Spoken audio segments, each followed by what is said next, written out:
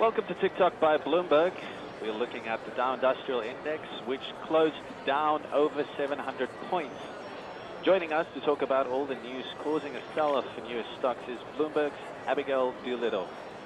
Abigail, thank you so much for joining us. What is behind what has been a broad sell-off today in U.S. markets?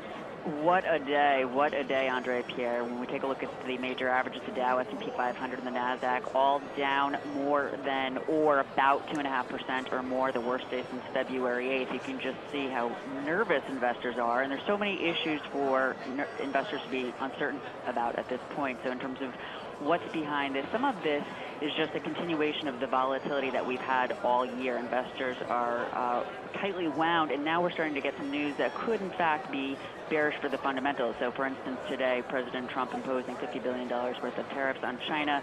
There are fears that that, along with the aluminum and the steel tariffs signed into order a few weeks ago, could really cause a trade war. Most experts seem to think that, from a historic perspective, that is a negative for the economy, and by implication, the U.S. corporate profit outlook, and as a result, the stock market. We also have continued fallout from Facebook, the data crisis that they're facing, and whether or not it could lead to fines for that company, plus regulation, not just for Facebook, but many of the other big tech companies. So that was another sector of weakness.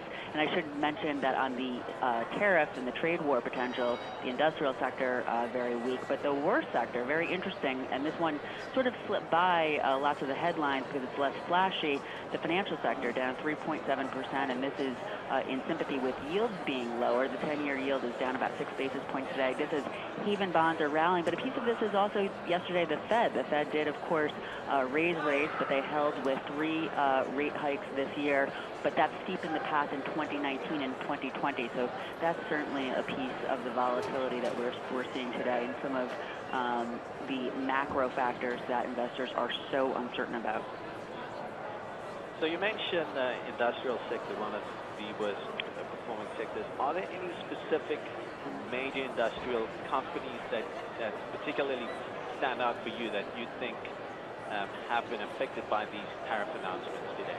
Well, today it's very interesting, absolutely. There are a few big industrial names that were down simply on the tariffs. Boeing, 3M, Caterpillar.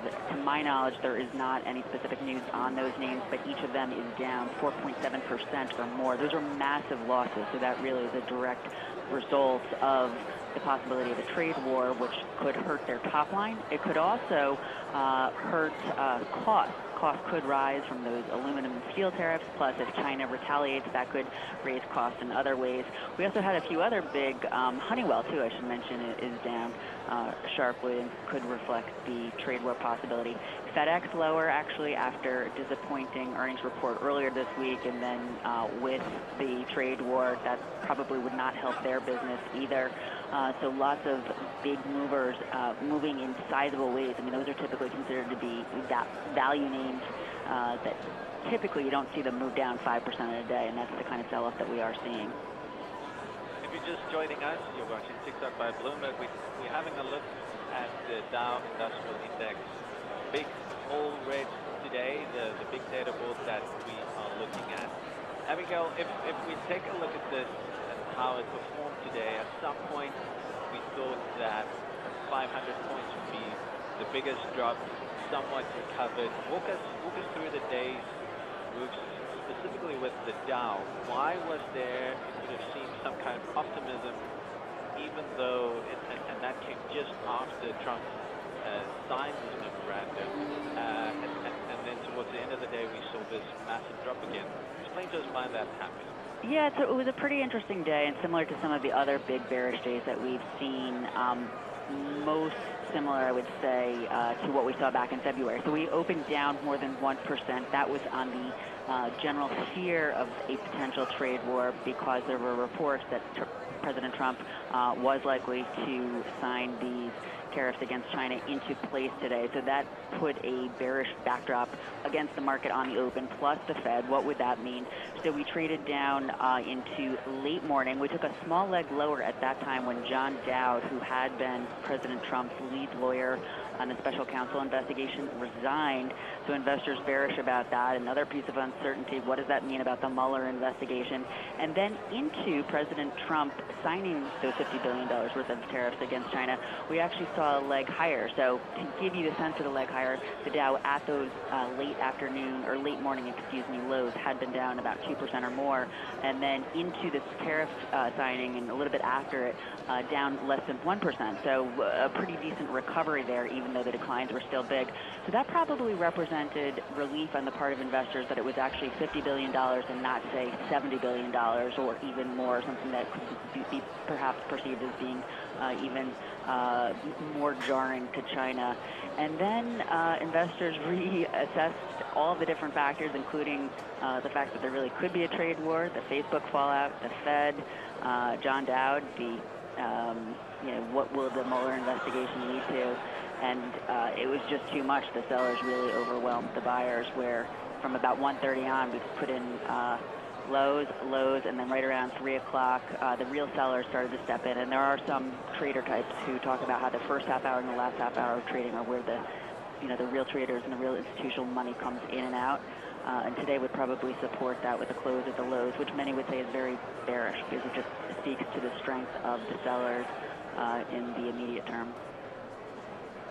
And I guess just finally, when we look forward, looking ahead to futures, even as we await markets to open in the rest of the world, Asia, and then eventually Europe, what are you seeing at this point? Can we expect this to bleed into other markets? Yes, I'm looking right now at the futures, and it looks like Asia appears to be pretty bearish for certain. They should have a bearish open. And that is something else that we've been seeing, because earlier today, if I remember correctly, Europe had been slightly higher in the morning before the U.S. markets had really opened. I'm actually just want to pull up a chart to make sure that this is true, because all the different days bleed together. But the point that I'm trying to make is the fact that actually, no, it looks like Europe was lower all day, so I must be thinking about another day. But all of the markets are trading in a synchronized fashion. It's not as though there is one geographic area where the bulls are flocking to. Instead, you have the buyers really moving out of the markets, the sellers stepping in. From a technical perspective today, the Dow and the S&P 500 both gapping below the 100-day moving average. The Dow is pretty close to its 200-day moving average. There's an area of bearish congestion on the year. It's called a diamond top. It's basically just a way of looking at a battle between the buyers and the sellers. And the fact that you have whipsaws up and down, up and down, up and down tells you that neither side has more information. But now the fact that the major averages are back below those moving averages, it suggests the sellers are gaining a little more confidence. And it wouldn't take much for them to really step in and the buyers to disappear. That's a longer way of saying that there could be a pretty serious correction ahead. And something else that supports that, the Merrill Lynch financial stress indicator, which is an index, a cross-asset index that measures financial risk and stress, it has been at a near decade low, similar to where it was back before 2008, similar to where it was back before the correction that we saw in 2016. After both of those periods, it crossed back above zero and then spiked higher. So when you put that together with some of the bearish stock market technicals, it points to the idea that there could be some more volatility ahead to the downside. And I should mention that matches with what we're seeing today, certainly with bonds. Classic risk-off day, bonds higher, the yen higher. Gold is actually about flat, but when you put the bonds being higher and the yen higher, tells you that the investors who are fleeing stocks or selling stocks are certainly treading water, at the least, in those haven assets, the yen and bonds. Well, you've been listening to Abigail Doolittle from Bloomberg News. You can follow her at The Chargers. Abigail, thank you so much for your insight today on this day where we've seen stocks drop most in 6 weeks. Thank you for watching.